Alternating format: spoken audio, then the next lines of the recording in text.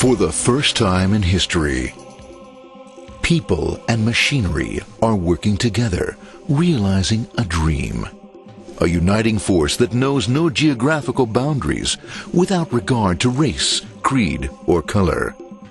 A new era where communication truly brings people together. This is the dawn of the net. Want to know how it works? Click here to begin your journey into the net.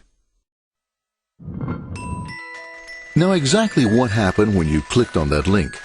You started a flow of information. This information travels down into your own personal mailroom, where Mr. IP packages it, labels it, and sends it on its way. Each packet is limited in its size. The mailroom must decide how to divide the information and how to package it. Now, the package needs a label containing important information, such as sender's address, receiver's address, and the type of packet it is.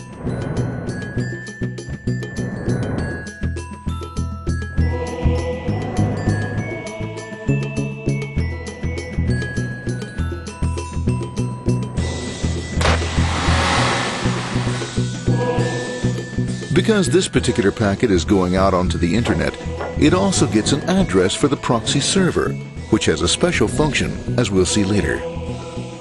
The packet is now launched onto your local area network, or LAN.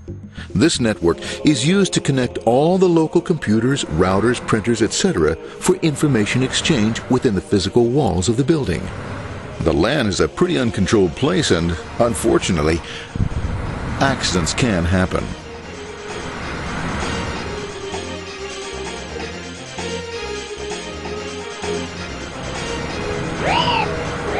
The highway of the LAN is packed with all types of information.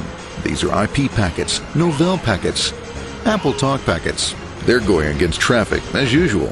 The local router reads the address and, if necessary, lifts the packet onto another network.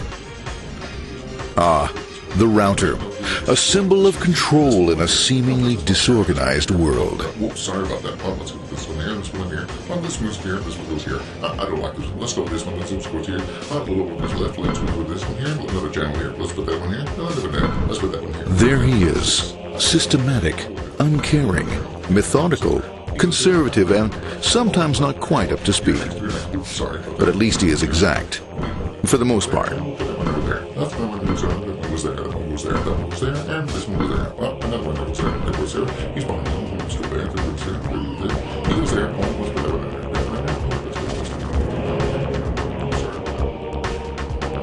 there. As the packets leave the router, they make their way into the corporate intranet and head for the router switch.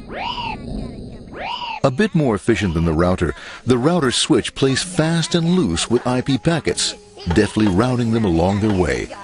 A digital pinball wizard, if you will. Here we go. Here comes another one. And it's another. Watch this, Mom. Here goes. Whoop, around the back. Hey, in there, in there, in there. Over the left, over the right, over the left, over the right. You got it. Here it comes. Right on. He shoots. He scores. It's going. Hey, Wayne. Here, watch out. Here comes another one. Oh, here we go. And it's gone. As packets arrive at their destination, they're picked up by the network interface, ready to be sent to the next level. In this case, the proxy. The proxy is used by many companies as sort of a middleman in order to lessen the load on their internet connection, and for security reasons as well. As you can see, the packets are all of various sizes, depending upon their content.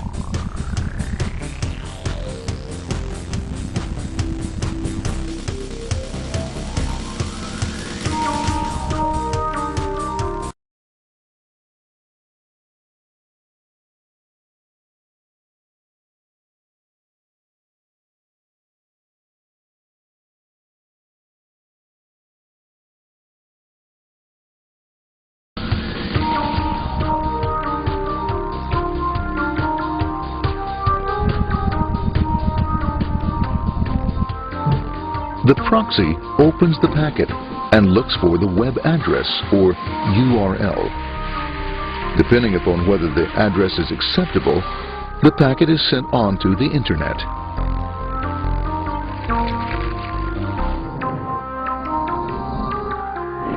There are, however, some addresses which do not meet with the approval of the proxy, that is to say, corporate or management guidelines.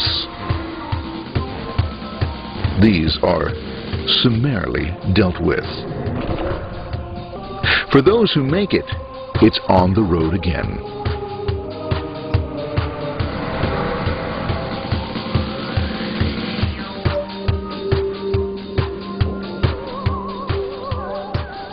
Next up, the firewall.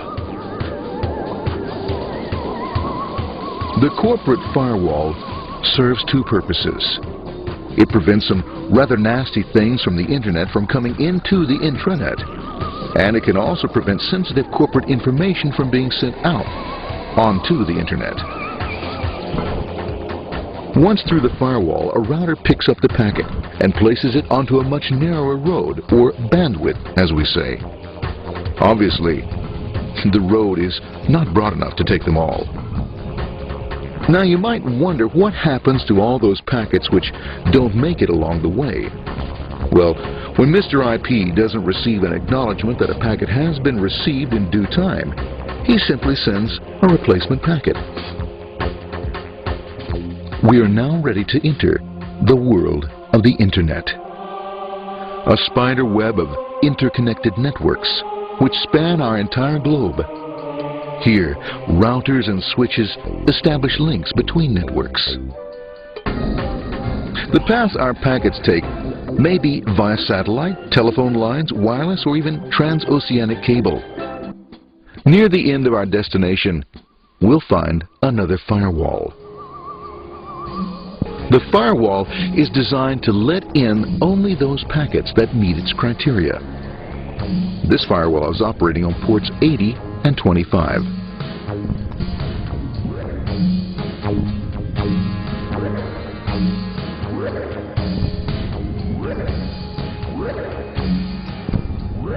Port